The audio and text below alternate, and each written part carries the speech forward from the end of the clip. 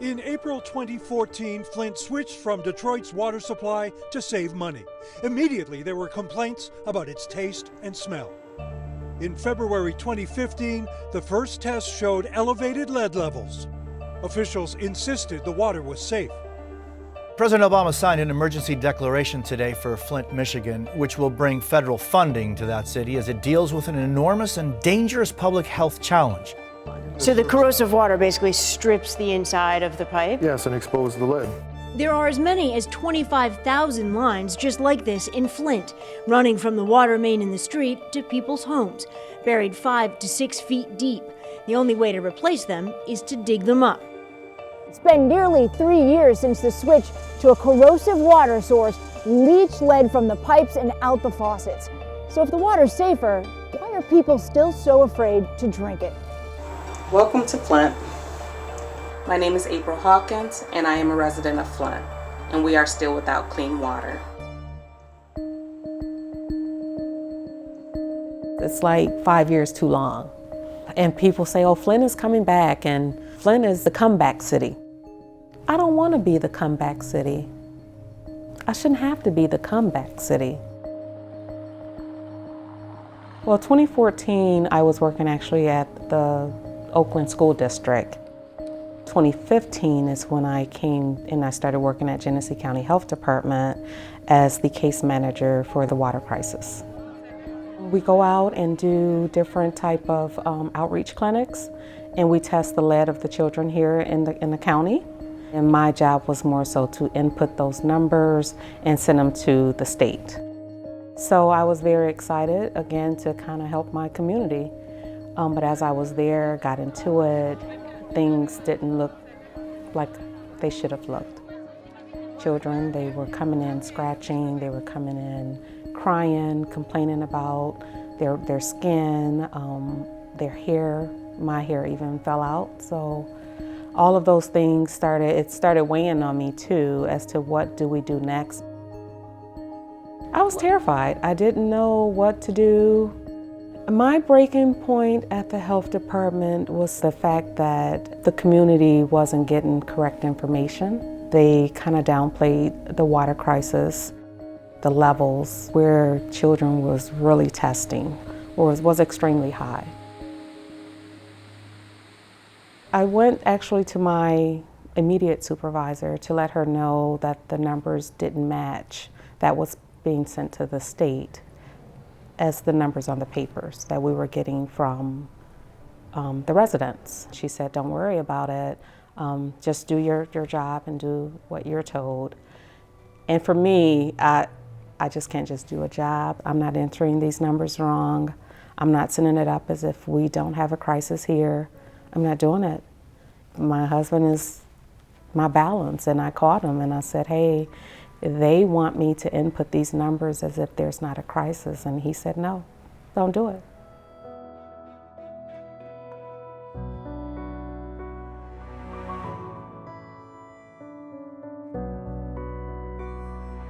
My mother, when she was alive, her entire back broke out in rashes. So I figured this is a time that I can talk to people and try to get some answers, even from my own immediate family. So I told them about the rashes that was on my mom's back. I even showed them pictures, and they said, take her to the hospital. At that time also, my mother didn't have a shower filter. She said, April, my skin burned. I don't know what's going on. Can you come look at my back?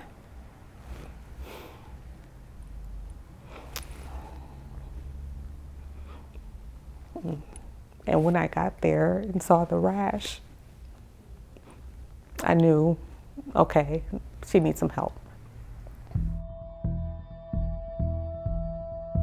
For me, it took a toll on what's going on with the kids, what's going on with the seniors. We can get out and we can go to the doctor. But like my mom, I have to go pick her up to take her to the doctor.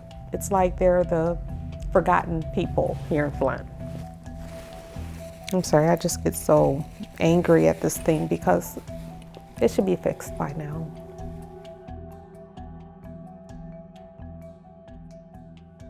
Okay, Awesome. So you get community chest and chance separated, and I'll set the money up, okay?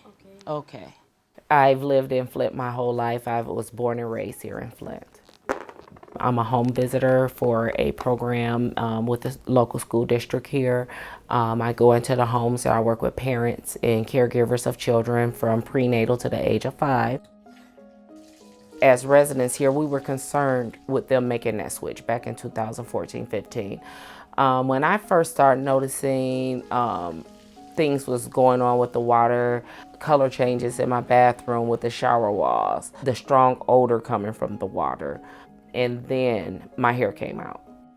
It seemed like it just happened like boom, boom, boom, right back to back.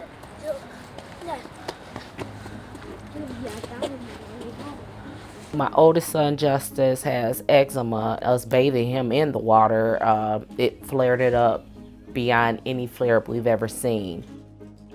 It got so bad at some parts of his body, we would have to bandage because he was bleeding from scratching and digging so bad from his skin condition being flared up by the water. As a parent, I felt helpless. I felt like I was failing him as a mom because all he knows is it hurts and I can't make it feel better. I remember having to explain to him at a very young age because he was about 5 maybe, telling him the water's poison. Because how do you tell a 5-year-old, hey, don't drink that? So I had to start him off, this is poison. It's unsafe for you to drink. You cannot brush your teeth anymore. You cannot wash your hands anymore. Don't touch it unless you get mom or dad.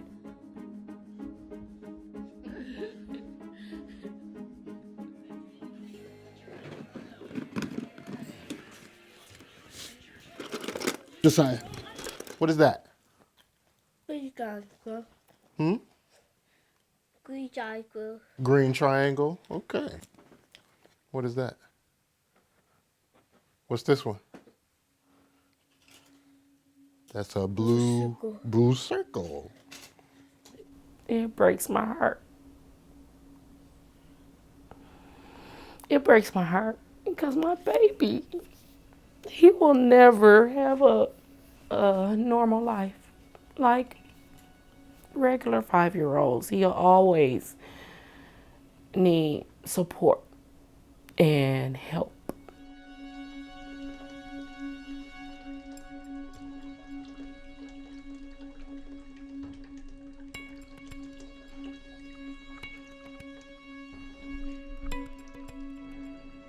Who cares? That's what was said. Who cares? It's only Flint. I don't feel like that would have happened in Lansing.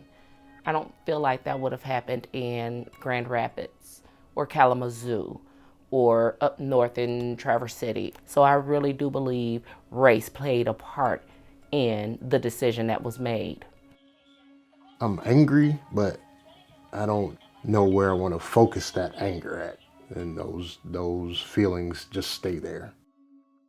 And I really believe and feel and hope and pray that the individuals who decided just give it to them, it's only Flint, have to pay, because my children, my family is suffering. I have friends that are suffering. My community is suffering.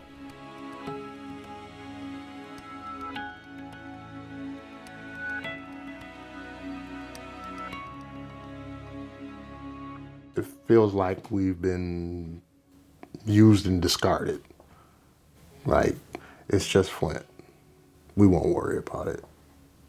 It really makes me wonder if the water played a part in me developing rheumatoid arthritis and lupus. It makes me wonder if the water played a part in my husband's congestive heart failure that he has now. I don't know for sure. I have not had a doctor to confirm any of this information. But once you start thinking about how you felt in 2012, 2013 compared to 2015, and what happened, what changed, the water. Being a Flintstone, born and raised here, we are very resilient people. We love our city. We love our community. It hurts to, you know, to think about someone not thinking of us as human enough that we deserve safe water. I don't think the issue will ever truly be solved. Yes, they're replacing pipes and it's all a show. You don't see the light at the end of the tunnel. The trust has been broken and it's hard to rebuild that. I don't know if I'll ever live long enough to see it. These are things that have ramifications years, decades down the line. Well, I'm worried because if they fix it, what happens again? That's a good question. And we don't know. That's a very good question. They have to take these steps to try and make sure that they do things at the water plant to make sure that they filter and clean the water. Who's going to test it? They have people to do that. Okay. I work here at the City of Flint water plant. I'm an operations foreman. I work here at the water plant. Every family get-together we have, they ask me, can I drink the water? And I tell them yes, but you know, there's so much bad publicity. People are just afraid right now, and they still don't drink it, you know. Yes, I drink the water every day here at the water plant. There's nothing wrong with this water. It's the best water in the nation right now. Eventually, we'll try to get that trust back. I know there will be some people that just never will trust us, but if they see us drinking it, if we open the door, let them come in, show them what we do, show them our lab, and do this on a regular basis, I do believe we can win their trust back one way or another. We're people just like them. We have family from the city. I would never personally do anything to jeopardize their water. When the water left here, it met all the guidelines that were required. It's when the water's mixed that they turned bad.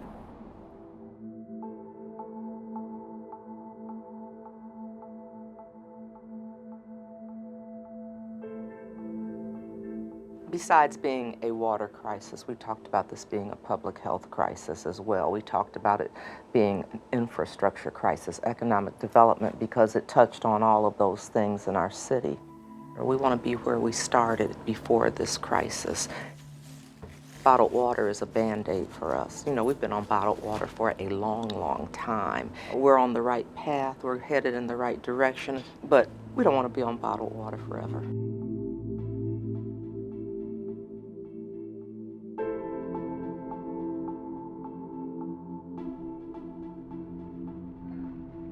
We're more than the water crisis.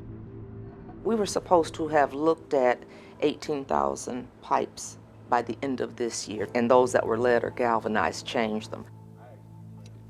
We finished that last year, and so we're at about 22,000 that we've looked at and changed those that need to be changed. So our goal is to be finished by the end of the summer with all of the pipes. At that point, that's when I want the medical community, the scientists, to say, okay, all the pipes have been changed. We want to see stable test results for whatever time they deem necessary, and then give the all clear. We're trying to reestablish trust, and so we need to see some stable results for a while. What happened in Flint is a moral issue, it's an ethical issue. You wouldn't have thought that in 2014 we would have been talking about having access to clean water. And here we are in 2019. But I think what makes what happened in Flint so different is it was done at the hands of government. And I think that's what makes this, you know, so egregious, really, is that government knew. For 18 months, we knew that there was something wrong with the water. And we were told something completely different. Well, it's my home, and I love Flint. I see so much potential in Flint. I always have hope about the future. I do believe if it happened in a different community, in a white community, in a more wealthy community, it would have been taken care of quickly. I don't think people would have had to cry out for 18 months before it was acknowledged that we have a water problem. And I think that was the bigger issue that happened here in Flint, was they took our voice and they took our democracy. But let me go back and clarify, because they tried to take our voice, and that was the one thing I wasn't going to let them take from me, was my voice. And while There have been a lot of accusations made and charges pressed. No one's been held accountable for what has happened in Flint. No one. So anybody that had a hand in this water crisis needs to be held accountable, and that's what we are still waiting for. I drink from bottled water. I use bottled water, and that's what I've told people. My husband was getting some water, and I said, I didn't give the all clear. You better get that bottled water. I can't wait to tell them, turn on the tap. What do I hope for Flint? I want people to have hope for themselves, hope for their city, and hope for the future. That's what I work on, things that I believe will give people hope.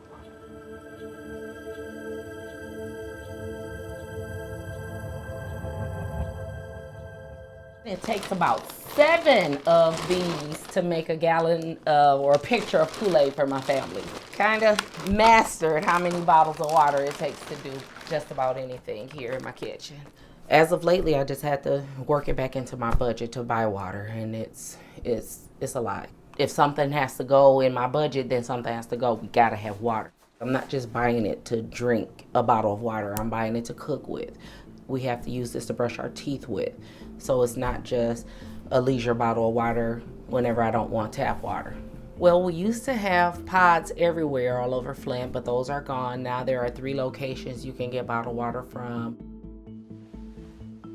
How could a city, the entire city, be poisoned, and 5 years later it seems like it's still day one? This is April with Prince of Peace, and I was calling to see if you needed any more water today. Okay, we actually have someone that's delivering water, so they should be out there probably within the next hour or so, okay?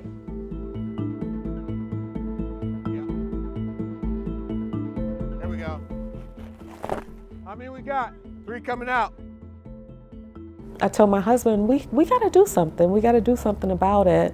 And that's when we started the Flint 4000 program. Good morning. Here's your card to get your water, okay? Good morning, that's to get your water. We kind of keep a total of how many cars we see every Saturday. So these cards is just to ensure that we match the cards up with the water that we have. Good morning, that's to get your water. And make sure we just don't have people sitting out here, and if we run out of water, then, you know, they're just sitting for nothing. So we don't want that. Good morning, that's to get your water. And our lines are still the same as if day one. Day one, we had hundreds of people. 2019, we have hundreds of people in our line. I'll be glad when all of this is over. I really will. I'll be glad when it's over. The reason why I help the people here, I'm here. My children are here. My grandchildren are here. My family, my friends. This is my city. And we shouldn't have to go through this. And if we don't stand up and fight, we'll continue to go through this. And I think this is why I talk so much to the community on your voice matters. Rather you think it don't, it matters. It matters a lot.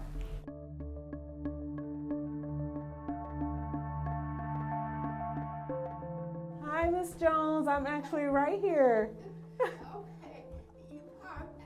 Yes, ma'am. I'm just gonna let my husband in with the water, and then I'll be your way, okay? It's a blessing